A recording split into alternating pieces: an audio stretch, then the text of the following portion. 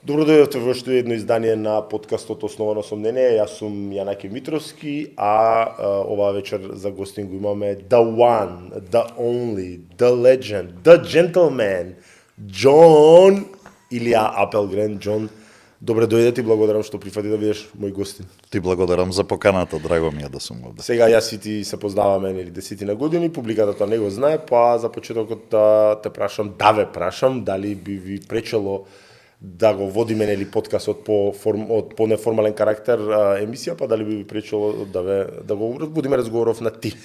Немам проблем со тоа, како што кажа, се знаеме долго време, сега и публиката знае дека е така. Десетина години Слободно. оваа година. Кога ќе размислам десетина, емисијата од која што нели се изроди после тоа билка, ќе стигнеме после за тоа, беше 2015-та. Аха. Маца понатака беше бевме ја ти, Нико и Даре. Да. И Даре, да. Десетина години помлади таму, јас значи таму имам ни 30 години немам. Озбилно? Да, таму немам ни 30 години. Си едно од најпрепознатливите имиња на македонската сериозна музичка сцена, ако можам така да го формулирам. Ми се допадна формулацијата. Да, намерно ја одбрав само за тебе, меѓутоа ајде за твоите почетоци да слушнеме малку. Ако не се лажам, имам некаде фатено дека благодарност имаш што си пеач на познатиот Кирил Попхристов. Малку да чуеме околу таа историја. Да. Значи, јас бев во музичко. Средно музичко? Па и во ниже, Така? затоа што уче виолина и потоа и балет. Потоа се откажав од балетот, да не ме прашуваш. Ова нема ни знам, нова инфо. Продолжив со виолината и кога бев во средно, се дружев со Александар Попхристов, брат му на Кили. Тој е најстариот? Не, Кили е најстариот, ова е средниот. Тоа е средниот, така. И како што дружевме, така бев често и кај нив дома. И тогаш почнувавме да пушиме и немавме кеш за цигари. И ќе прашавме Кили за цигари и Кили ќе речеше, ако пее овој англезов блуз, тоа ќе добиете цигара. И ја измишлав текстови, и пеев, и која ќе беше задоволен Кили, ќе ни даеше цигара. Која година е тоа? Тоа е 84-та, предпоставам негде. Или 83-та или 84-та, мислам дека е 84-та. И така, така пеев за цигариве. Да ги Првиот купам. хонорар беше во натура. И после еднаш, при една прилика која бевме собрани неколку другари од школа, од музичко, мислам дека у кола бевме Зоран Павловски, познат као Зозо, гитарист еден одличен, Ачек, Куман кој ни беше, тогаш се договоривме да ни биде бубњар, Ирена Танчева, значи бевме баш друштво од школа. Само Зозо беше постар од нас и он ни рече, абе, вие сите сте у музичко и бенд немате. Не е Шо така. музичари сте? Да. И викаме, стварно, бе, како, ајде да правиме бенд. Ова е средно? Ова е средно прва. Ајде да правиме бенд и Зозо ќе свири гитара, Куман рече, ја ќе купам бубњеви, Ирена рече, ја ќе свирам клавиатура, Ачек, ја ќе свирам гитара, не, бас уствари тогаш требаше да свири, пошто учеше контрабасу у средно и на факултет. Ја ќе свирам бас, Зозо гитара, а јас шо ќе правам? Јас седам вака, викам шо јас со виолина ли ќе свирам, Да. не иде. И Ачек вика, абе Џони многу добро пее, Џони ќе пее. И овие, стварно? Да бе, го имам чуено дома. И така бидна. И онда купивме инструменти. Јас се сеќавам на 14 февруар случајно, баш го купив мојот прв микрофон. Значи сега правиш годишница. Да, бе, од кога сум го купил микрофонот, не се важи тоа. Посериозни зафати се битни за годишница. Таките најавивме.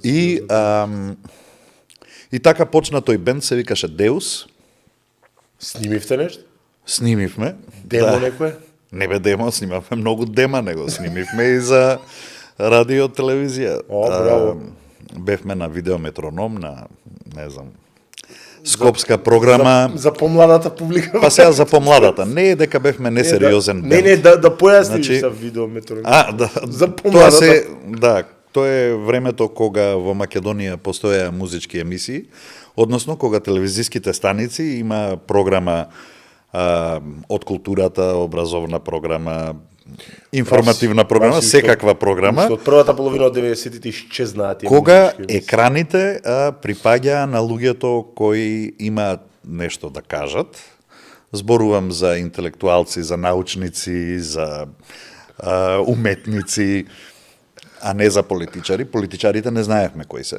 Така да. И мислам дека уствари 90-тите, кога почнаа политичарите да ги заменуваат овие предходниве што ги спомнав. Тогаш све отиде во Бајбук.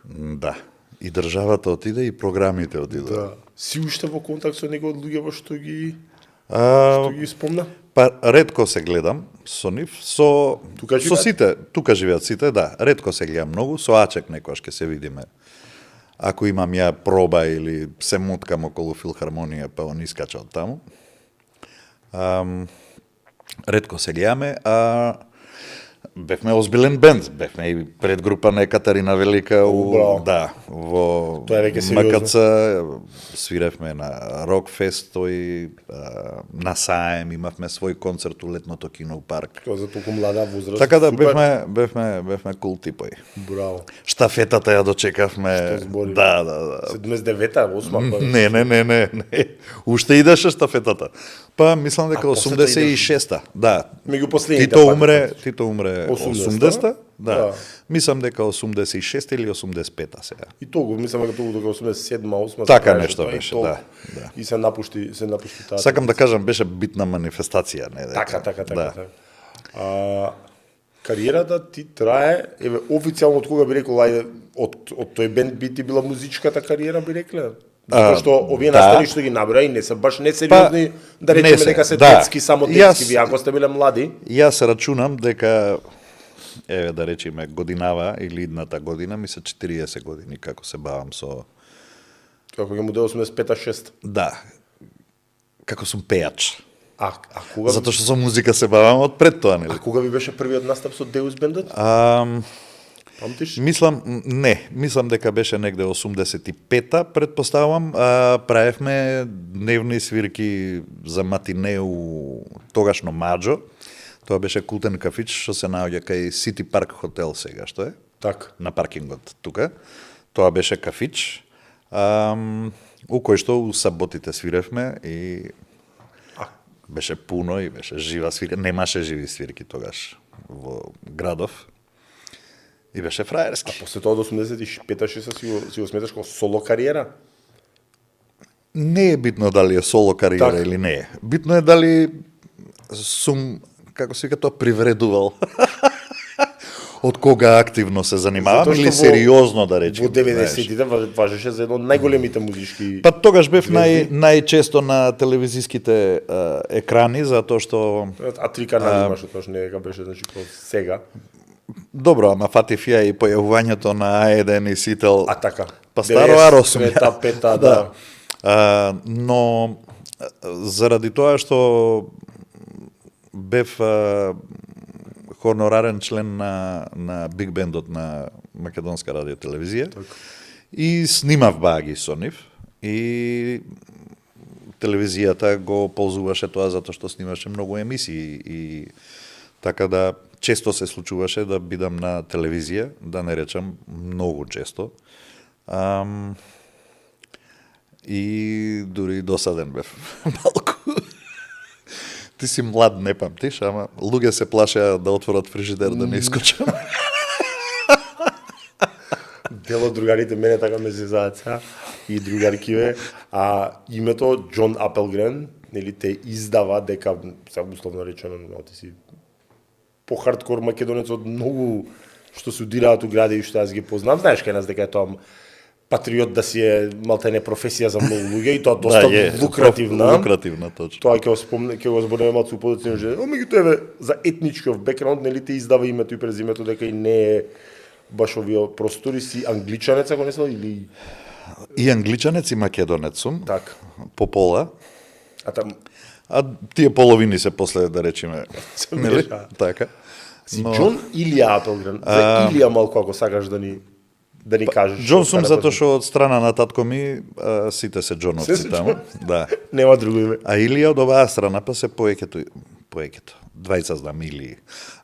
Директно таткото на мајка ми, дедо ми беше Илија Џувеликовски и по него ми е Илија. Тој некој познат вака да ми бидејќи и мене не ми е познато или Илија Џувеликовски е еден од основоположниците на македонското глумиште. Инаку е првиот глас на македонски јазик воопшто во етерот. чекај сега дали се лажам, не е Џумерко Илија Џувеликовски? Не е грешка. Џумерко е Спирковски и е така. помлад, најмалце беше помлад 40 на години. Аха, така. Да. Ти ми избори за во 50-тите за Не во 50-тите, зборам за 45-та година.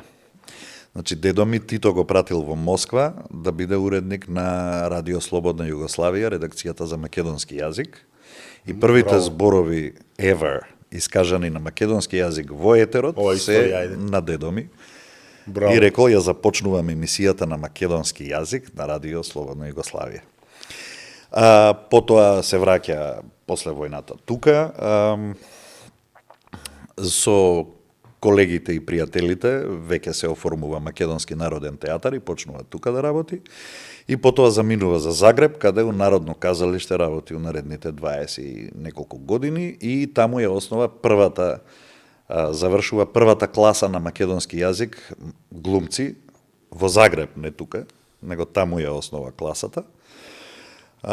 И потоа се враќа во Македонија, каде што се основа драмскиот факултет и продолжува да биде професор на негова генерација се Ненад Стојановски, Што збориш? Џокица Лукаревски, Гоце Све Тодоровски. легенди, легенда до легенда. Да, а иначе од првава генерација се Емил Рубен, Владимир Светиев, они у Загреб имаат кај дедо ми дипломирано. Значи ти да си подол политичар како што не си, ти си можел кариера да правиш на оваа приказна. To milk it.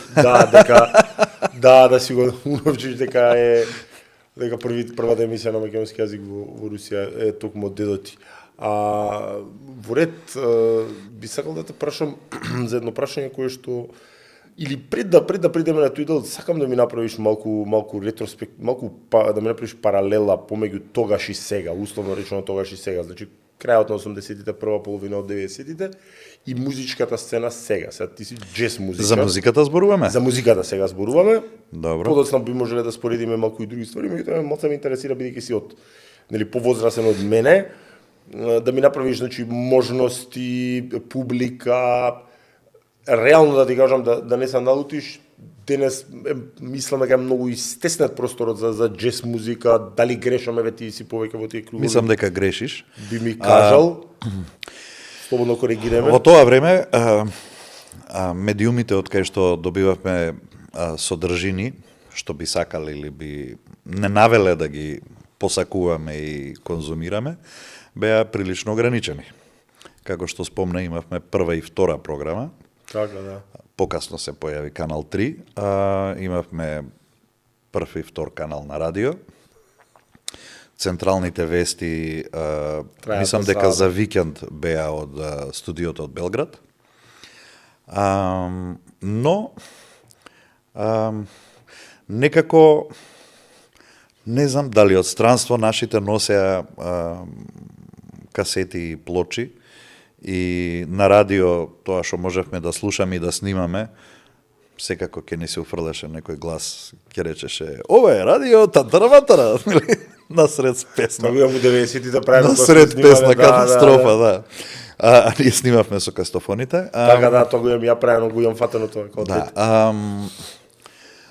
Наоѓавме начин да дојдеме до она што се случува во светот.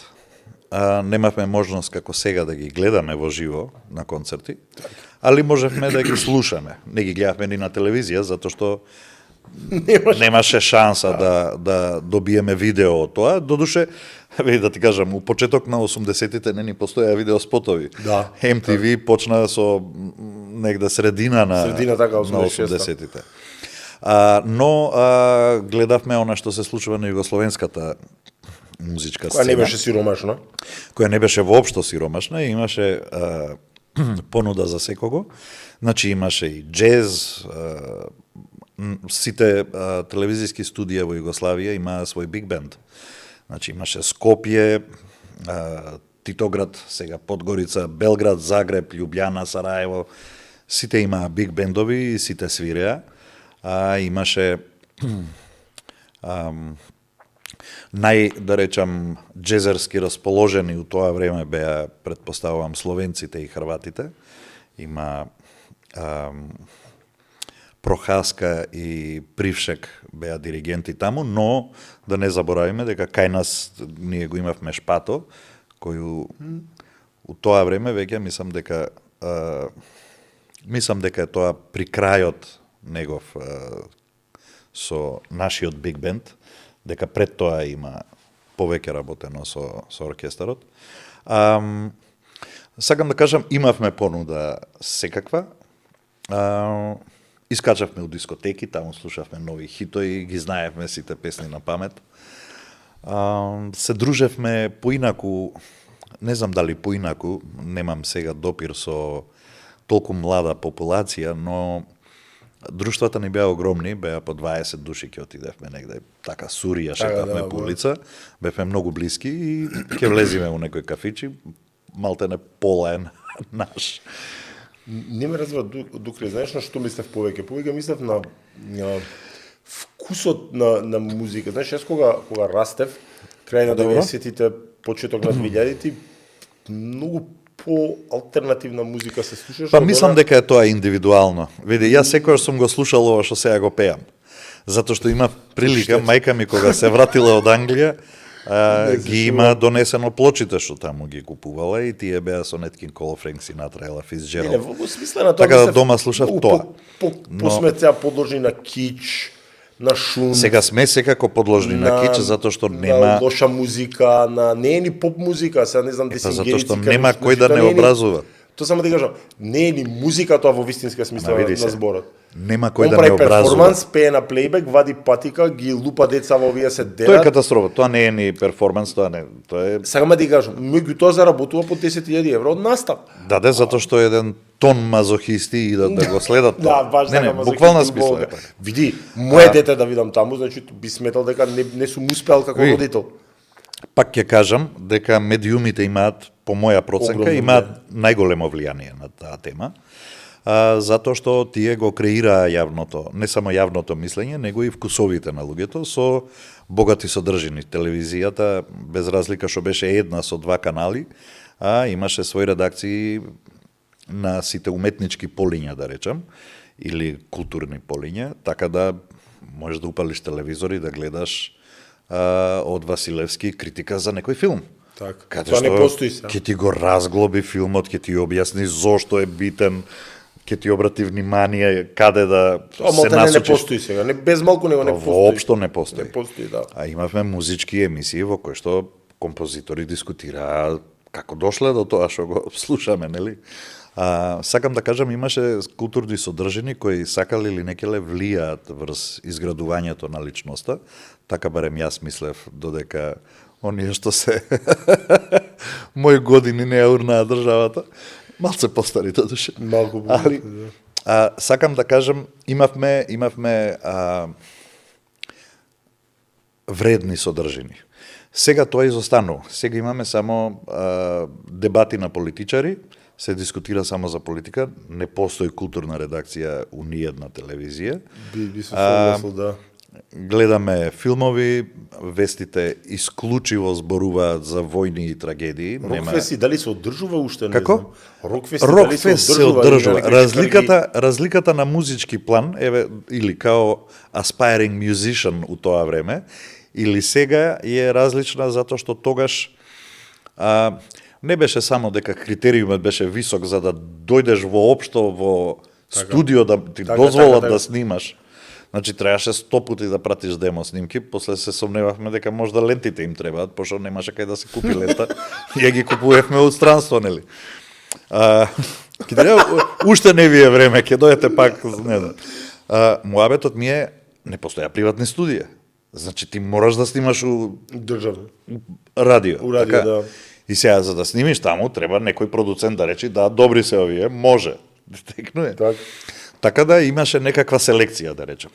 Во моментот кога се отворија приватните студија, се уште имаше селекција затоа што беше баги скапичко да се снима. Так. Сега веќе Колку е тоа баги скапичко? Аха, се сикаш у марки сега кажеш, бе? не е Сакам да снимам 10 песни албум. Па сега не можам да кажам затоа што во животот не сум платил снимање. Браво, браво. Па не, браво на Браво. колегите мои со кои што соработувам, па да. А сега да го затвориме музичкиот дел со тоа што ќе те прашам, дали вака имаш некој посебно или посебни имиња кои што оставиле печат на тебе, ти биле инспирација, зборам од музичкиот. Од Македонија музичкиот или дел. од светов? Па и од Македонија и од светот, вака што придонеле на тебе да се градиш како Па од музичар. светот секако ќе го кажам прво Nat King Cole Френк. Знаеш дека ќе го кажеш Да, некој. Nat King Cole заради каков пејаче. Френк Синатра не ради каков пејаче, ради неговиот swagger. Така да. Фрајерлук, Фламбојант. ајде да речем. Фламбојан. Дин Мартин е еден од најмузикалните пејачи, крунерс од тоа време. Нашиот таму. регион тука или од Македонија? Од нашиот регион, морам да кажам, Диме Поповски, случајно, игром случаја. Диме Поповски ми беше комшија порано, до пред 10 години. И кога сум дошол јас од Англија како мало дете, 2,5 годишно, сме биле често на гости затоа што другарувале моите. И првите снимки кај што ја нешто пеам воопшто Се таму. се таму направени на неговиот магнетофон. Мислам дека Диме Поповски има влијание заради тоа каков пејач е и каков човек е, али каков пејач е. Нина Спирова, тие ќе ги кажам вака као од постарите. Инаку многу битен за она што сум денес е, не можам да го изоставам, Илија Пеовски, кој беше продуцент на снимките кои ги направи со М2 бендот во 90-та година, каде што ме чу и бидејќи му се допаднав, понуди да ми направи 10 аранжмани за биг бенд, па тоа после прерасна во аранжмани за ревиски оркестар, за плюс годачи. И така публиката ме запозна како, ајде да речем, со посериозен тип на музика и што е и ден денес моја. Си роден во Лондон? Роден сум во Лондон во зимата во Што те излажа? 69-та година. Што те излажа да дојдеш тука, се шегувам. Ајварот. Да поминеме на друга тема која што деве нели заедно сме работеле, формално уште работиме ако таа приказна замре, а тоа се работи за легализација на канабис. Постоеше, нели јас и ти уште 5 ентузијасти сме основачи на Сдружение за канабис и зелени политики Билка. Основано е 2017, иако сме се занимавали пар 2-3 години претходно со активизам што индивидуално, што заедно. Постоеше голем ентузијазам за тој правец, односно за таа индустрија, активизам како сакате. Тоа никој си го сваќа како индустрија, ние секогаш нели знаеш кога ќе кажеш моца тоа е од политиката дел, знаеш кога кажеш невладина е малку сатанизирано. Иако знаеш дека ние сме биле партизанска невладина, поише сме изгубиле пари, сме финансирале од джепот кога што сме нешто добиле, не сме добиле ништо, ниту сме влечеле средства. И оние средства што сме ги имале, сами сме си ги направиле преку активности. Што се случи, еве? Зашто таа приказна по твое, нели, гледиште, аз имам моја повеќе пати сум го истакал, зашто замре приказната за легализација на канабис? Фармакомафија ли е, политика ли е, незналици ли се? Фармакомафија сега. Не би рекол дека е фармакомафија, затоа што ако се сеќаваш, во почетокот ние се ежевме на реплек и на, не знам, алкалоиди, не знам кој дека... Да се слагам дека може би попаметно требаше да... Но, да се испадна дека they are not the culprit. Не беа тие опасните типчиња. Опасните типчиња седеа у сенка веројатно и не гледа и се смешка. Костимче. Да. Зашто замре таа? Зашто не го сега доби ти кажам тој зашто интензитет кој што замре. имаше потенцијал да го добие? Види вака. Прво, као што рече, NGO-то сами го финансиравме. Така, сите ние имавме своја професија што ја работевме. Меѓу време не беше ова главна преокупација. Да беше NGO кој добива пари од USAID и кој сега ќе размишляше како да обстане, предпоставувам дека уште ќе беше тоа, знаеш, полно со активности и со овако. Меѓутоа, заради непопуларноста, политичката непопуларност на декриминализација или легализација на канабис, доста лимитирани. Бевме лимитирани и бевме тргнати на страна, дури и на Facebook не можевме ни пост да прав си, не можевме да го бустаме. Да го бустаме. А некој ги тргаш и самите постови. Така, прав си. Сакам да кажам дека кога ние го правевме тоа, канабис беше no муабет. Да, дефинитивно. Морам да признаам дека тогаш нас веројатно не фати неспремни и не изненади државата кога почна да заговара преку ноќ да заговара закон за канабис, иако бевме разочарани кога видовме дека предлагачот на законот не разликува колку врсти канабис има. Мислеше дека е башка медицински канабис, тоа е некоја сорта, не знам, некоја чудна, но испадна дека стануваше збор за добар бизнес план на некои наши и за жал ни тој не се реализираше. Па не се реализираше затоа што веројатно мислеа дека агрономот што расте пиперки и патлиџани успешно ќе се фати во костец со оваа билка. Колку и да се смеам, така е. Така е. Штета што мислам дека само неколку фирми зедоа луѓе кои претходно работеле на таа тема приватно да им дадат можност да работат и да придонесат за нивните фирми. Види, треба инвестиција, извини малку што ќе да прекинам. Значи, кај нас тоа се сведе, сега збориме за индустријскиот дел, за оние кои што економскиот кои што сакале да заработат. Дел од активистиве тоа на нож го дочекуваат, јас сум пата, знаеш, дека па фала Богу и дека треба да има некој економски интерес, ама кај нас знаеш како се го замислуваат? Тоа са добро, да не прозиваме никој, меѓутоа добина лиценциве, добија на овако на квантитет, кога стана Зоран Заев премиер, бидејќи ја туркаше таа идеја, нема збор, се дали лично бил заинтересиран и бил. Сигурно дека бил, значи да не го штедиме, меѓутоа тоа знаеш како многу од неговите опружување размислува, го знам Зоката, ќе ми даде лиценца, јас сум доживеал лично да се состанам со наш човек кој што живее во Швајцарија, многу успешен бизнисмен, кој што сакаше тука да инвестира.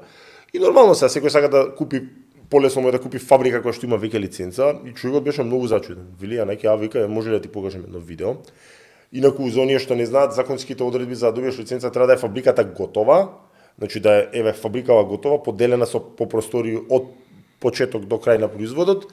Значи вентилација, се да биде вработени, да има како што налага законот, па после да добие лиценца, може ли вика да ти покажам, вика за што ми бараат 3 милиони евра. Велам зашто ти бараат 3 милиони евра, и значи имаш хангар од монтажен материјал, внатре поделен со со гипс картони, меѓутоа он вака идеше и ги отвараше врати, значи внатре нема ништо. Вика сред нива, вика ова има лиценци, мене ми бараат 3 милиони евра. Значи тука малку алчноста, добар бизнес, знаеш, јас Зоката ќе ми даде, ќе фрлам сега марихуаната и вадам златото. Не иде така.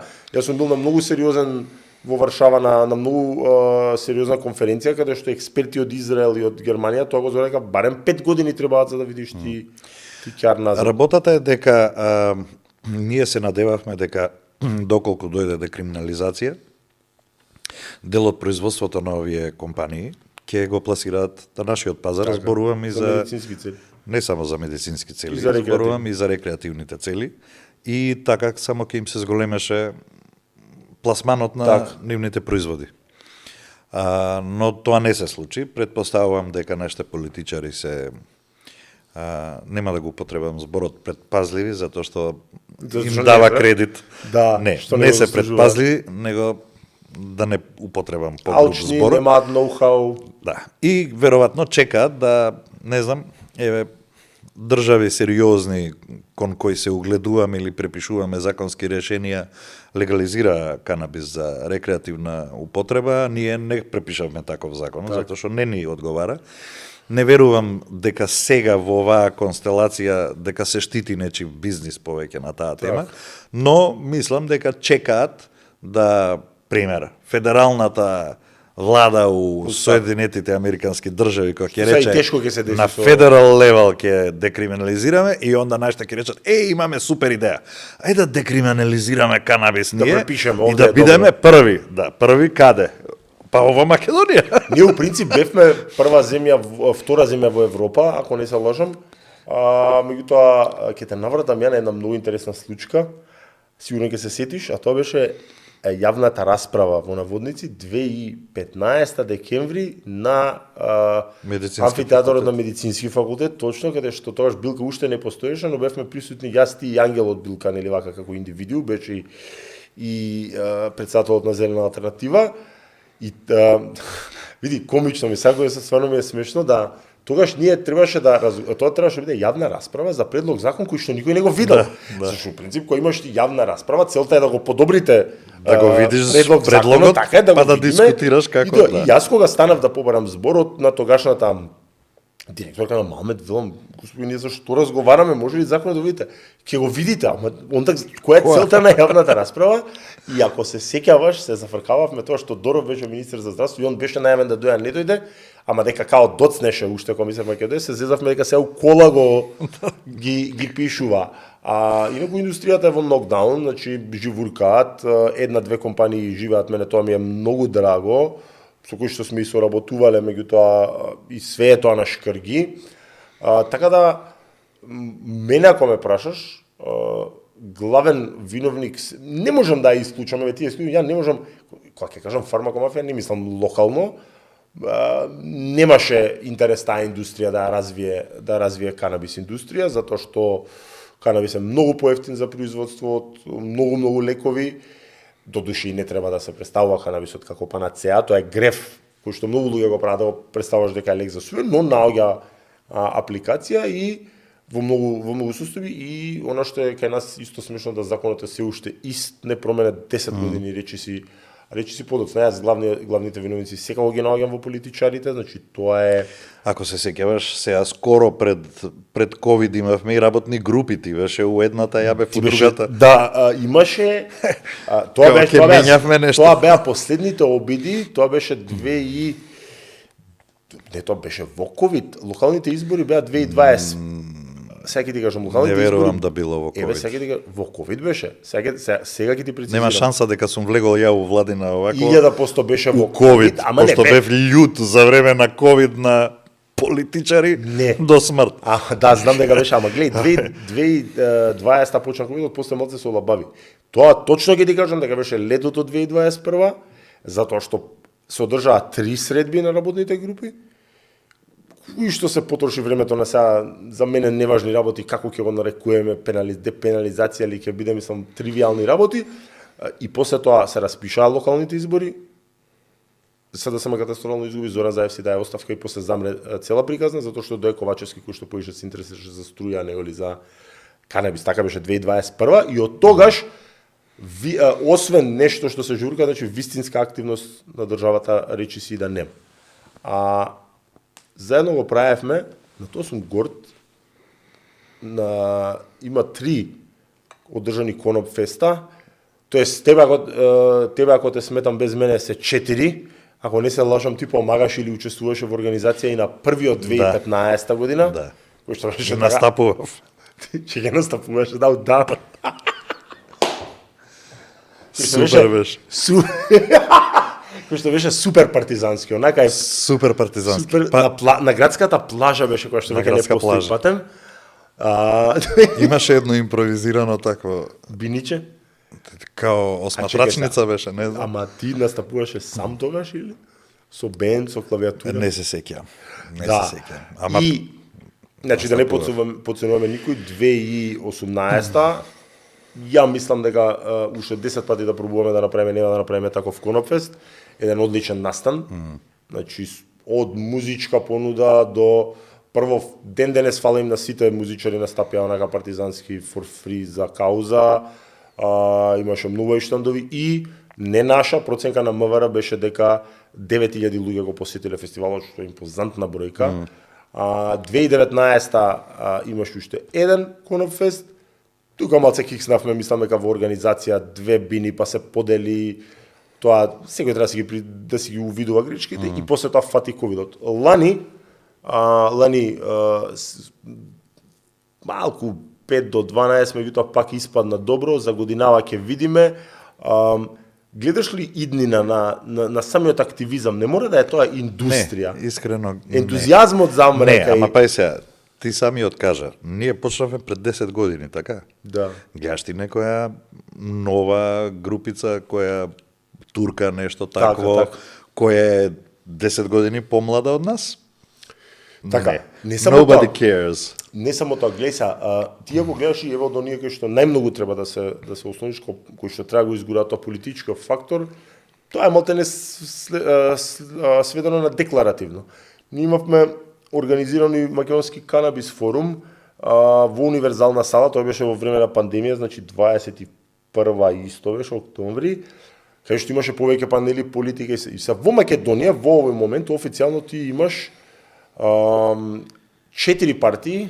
Да, знам дека има. Кои што имаат легализација на канабис во своите програми, значи Кои кога влегуваат во коалиција за да се пикнат у влада, тоа не им е никако на едното од тоа што условите да влеземе у коалиција се да ги зголемиме платите на пратениците, да ги зголемиме трошоците. Сега да чепна малци за чуе го тоа за политички. Да ги зголемиме патните трошкови, да ги зголемиме даноците, да го зголемиме буџетот, да трошиме за нов намештај, службено возило. И влагаме, да добие заменик, подсекретар, секретар, сите да добијат службено возило.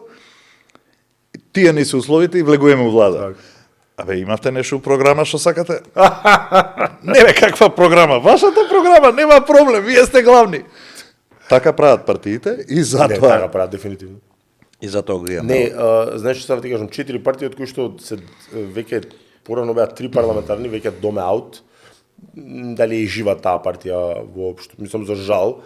Значи доме во програма ЛДП.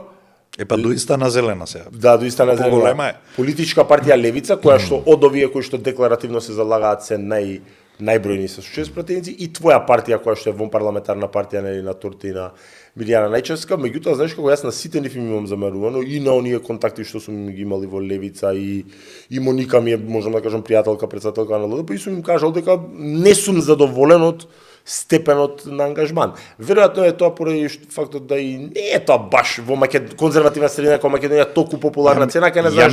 Ја мислам дека у програмата тоа е само декларативно за да се додворат на одредена популација која би требала да гласа за нив.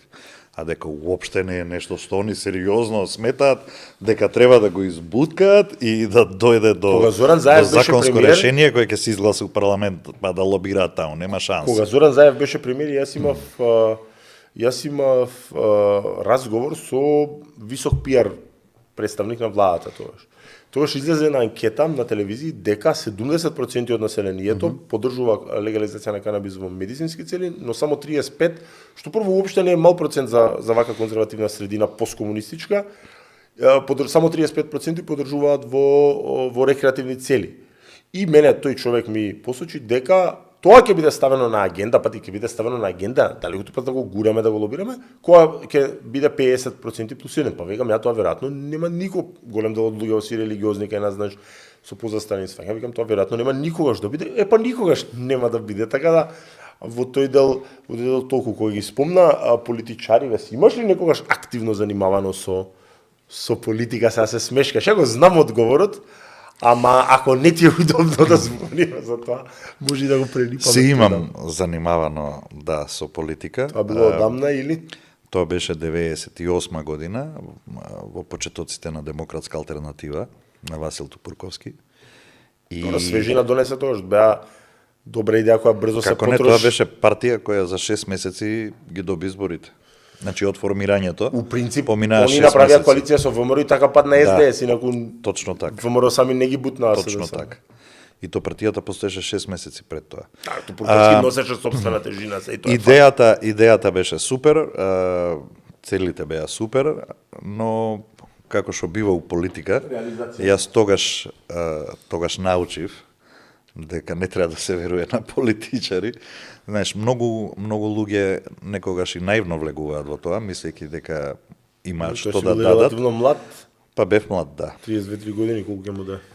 32. 32, така.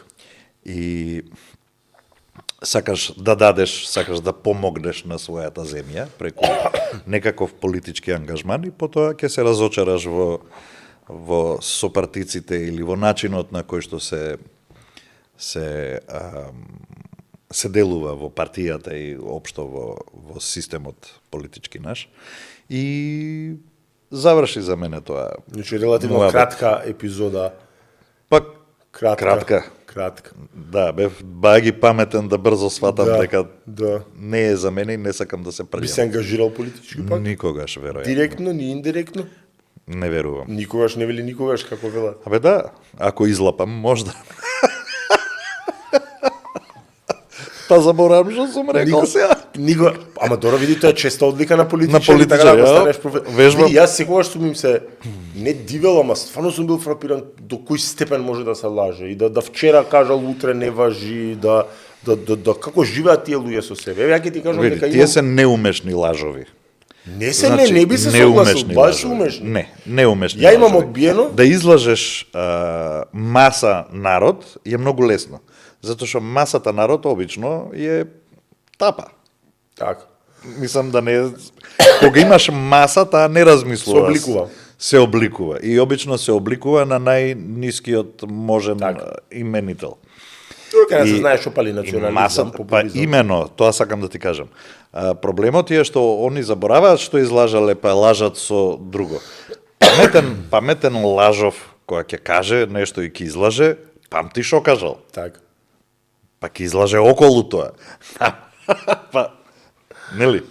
Ама, проблемот е што нашата држава, нема да речам дека сите до еден, но предпоставам дека се повеќе од 80% од политичарите, прво работно место им е да бидат на некаква политичка функција. Тоа е сериозен проблем, дефинитивно сериозен. Не можеш ти да ставиш министер за нешто на 28 години, на 27, на 20. Кој животот ништо не работел. Наеднаш не само што раководи со еден тон сектори, него и решава државни политики, што е апсурд. И затоа гледаш дека 30 кусур години имена анекдота. Ужурбано трчаме на назад. Имена анекдота, која што не знам кој, дали Васко Ефтов, дали не, или на Котија кажува, кога беше, значи кога ќе се менуваше шарена револуција едно друго, и кога Сашо Мјалков си даде оставка од ДБЕК. Да не го именуваме човек на негово место, кој што во тоа време има 29-30 години. И сега одат нели на некоја меѓудржавна конференција на безбедносни служби и италијанскиот шеф на ДБК, кој што има 80 години, седнува со него да разговара и мисли дека му е некој ейт, значи секретар, некој. А не вели, јас сум директорот. Ти си директорот, човеков, станал си, отишол ни Ани Б, мислам до толку несериозно се сваќа. Види, младина окей дека носи свежина, меѓутоа за некој работи веројатно не, пријателju, мора да има искуство. Значи, види, јас во работниот мој опус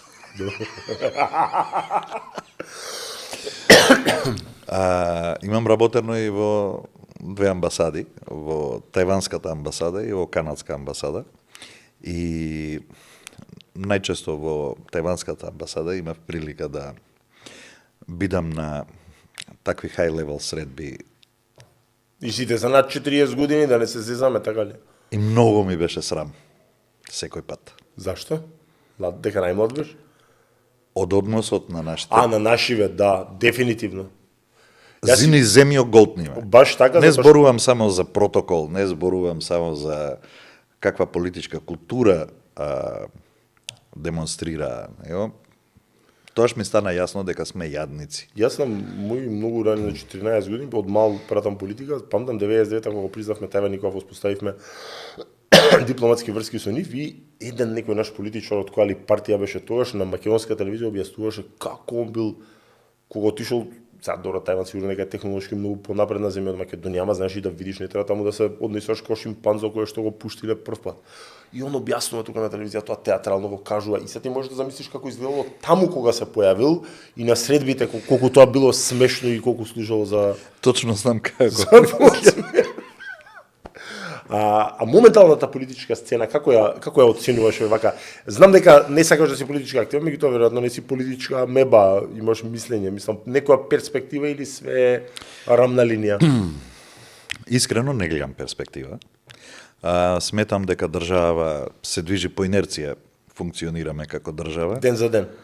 Па по инерција од бившиот систем и ова сега се само не е како снежна топка што се зголемува, него проблемите се зголемуваат. Така. Него буквално залетот кој некогаш бил не постои. Луѓево се поделени во два главни табори. Државата е најголем работодавач, што е ужас. Што значи дека пола од работно способното население го вработува државата и сега имаш таму пола кои ги вработиле едните или ги вработиле другите. Ја ги викам сезонски работници.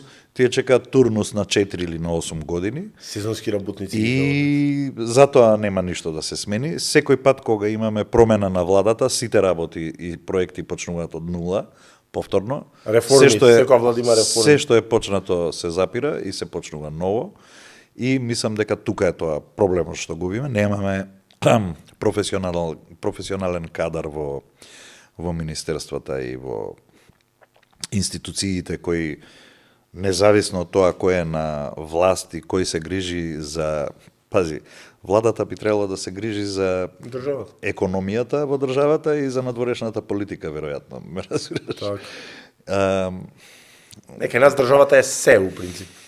Значи, државата регулира колку ќе кошта лебот, дали бензин ќе има денес, дали ќе... Мислам, се плетка во приватните работи на луѓето. И затоа што е најголем работодавач, има еден тон спремни послушници кои слепци во секое време $2 има да дадат за државата.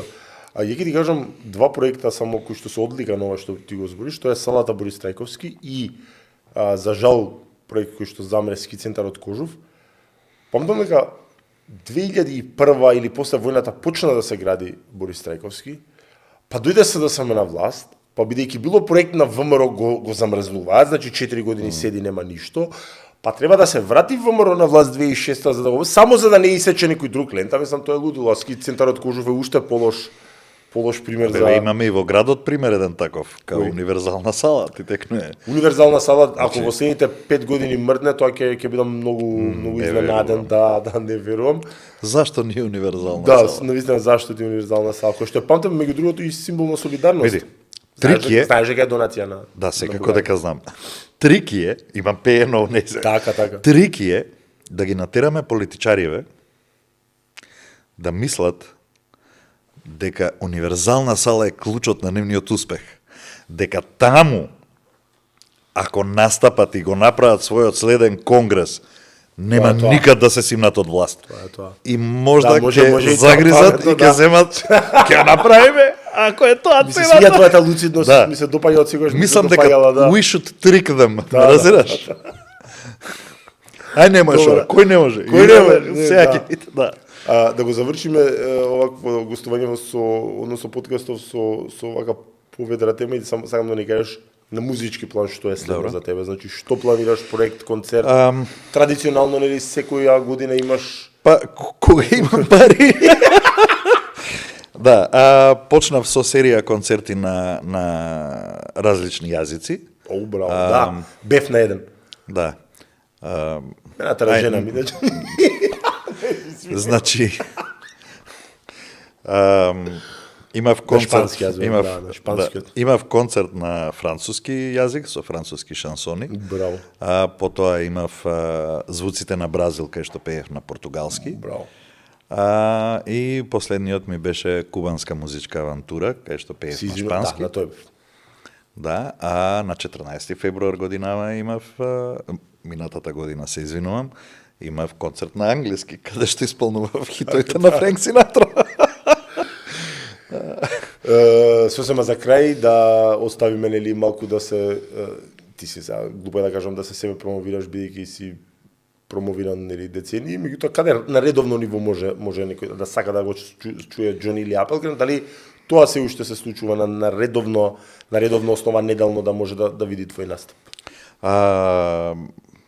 Па имам јас гигс, некојаш се редовни, некојаш не се редовни, во различни локали. Не би ги кажувал сега местата Добро, заради оваквото, или можам да ги кажам. Може, слободно. Настапувам во моментов во Аул бар, тој е коктейл бар кој се наоѓа над Irish Pub. Така.